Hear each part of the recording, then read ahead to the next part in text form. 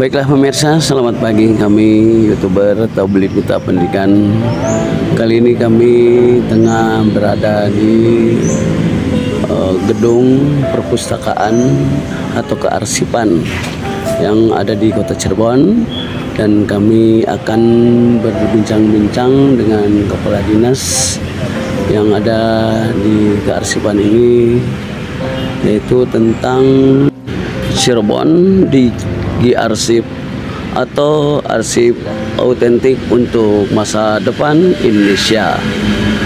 Baiklah pemirsa, untuk lebih jelasnya nanti kami akan menanyakan secara langsung kepada kepala dinas kearsipan, yaitu Bapak Gunawan.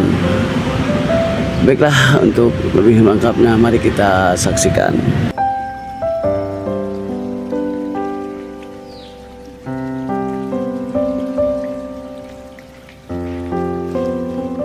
Baiklah Pak Kadis, selamat pagi. Terima kasih atas waktunya yang telah diberikan, dan kami datang ke sini ingin menanyakan itu tentang program Cirebon DG Arsip atau arsip autentik untuk masa depan Indonesia. Bapak yang sudah menjalankan program ini, mohon dijelaskan. Kami sekarang sudah mengarahkan untuk baik pemerintah Kota Cirebon di seluruh perangkat daerah, mau kalau itu sudah untuk yang arsip dinamis menggunakan aplikasi. Kalau untuk masyarakat juga ada nanti aplikasinya.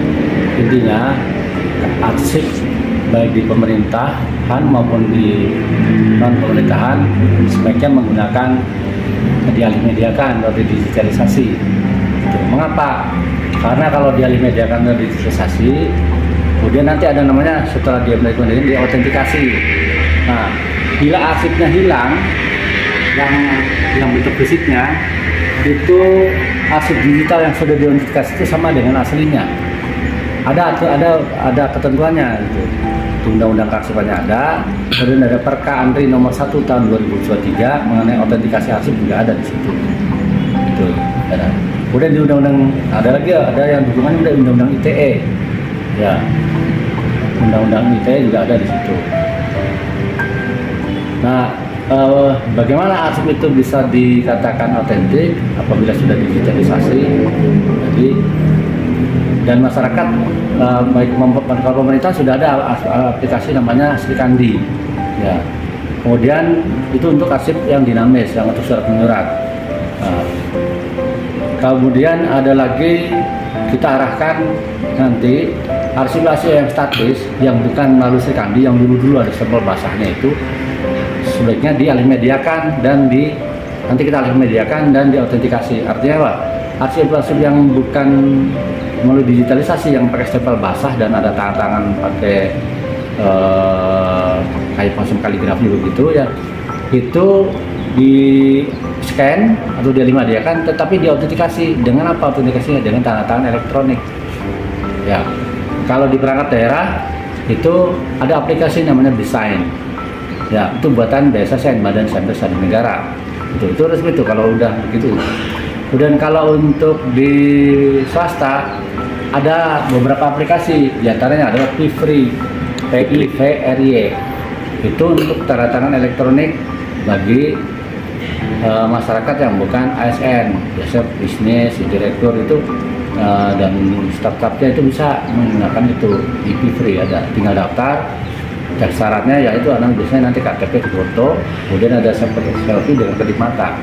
Nah, dengan begitu nanti bila ada masalah suatu saat misalnya ada kena bencana alam, misalnya banjir atau kebakaran, arsip-arsip yang digital ini yang sudah diautentikasi itu ketentuan hukumnya sama dengan aslinya yang tadi yang bentuk fisik. Nah, kemudian ada lagi kelebihannya.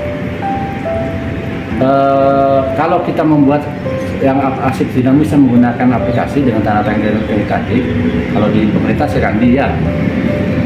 Nah, kalau swasta tanda tangannya pakai itu, pakai Fifri tadi, digital Fifri. Nanti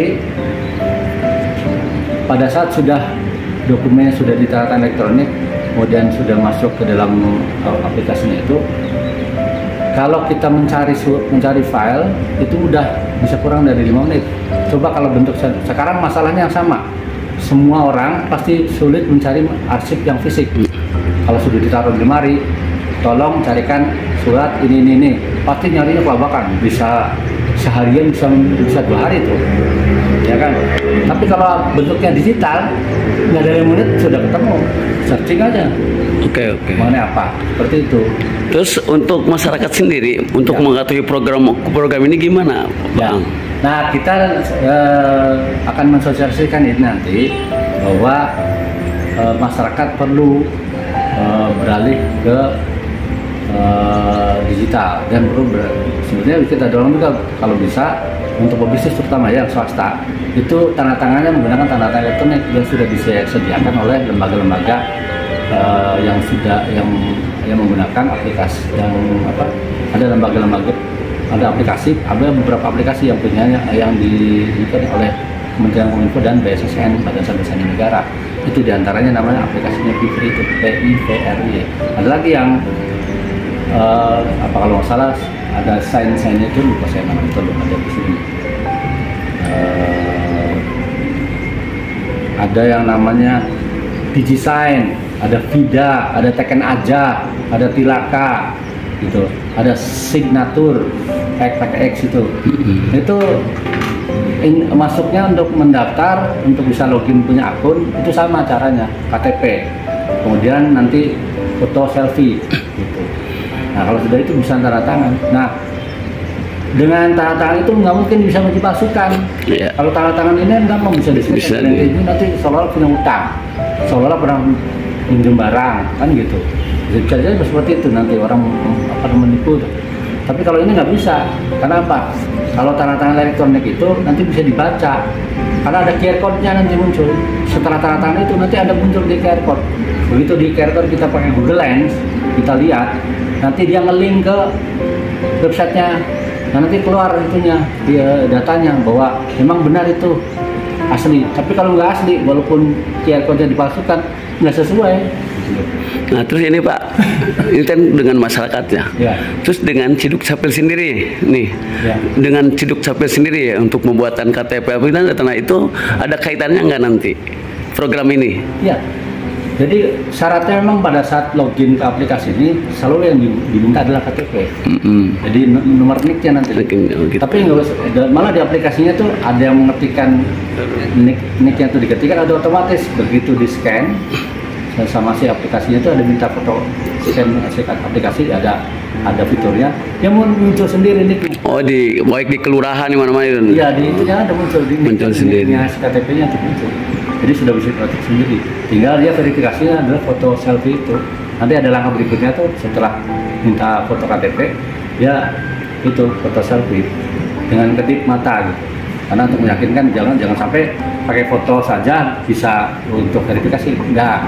Jadi memang harus orangnya hidup gitu, makanya dengan kedip mata itu. Nah ini Kang. Di sini kan di kearsipan banyak yang mahasiswa pelajaran. Ya. Sudah tahu nggak dengan program atau sering nggak disampaikan? Kalau orang-orang yang mengamati masalah teknologi informasi, saya yakin dia sudah tahu. Oh, udah tahu ya. Tahu aplikasi itu. Tapi kalau di pemerintahan, yakin Dinas Kominfo tahu. Saya juga dapat informasi dari Dinas Kominfo kemarin.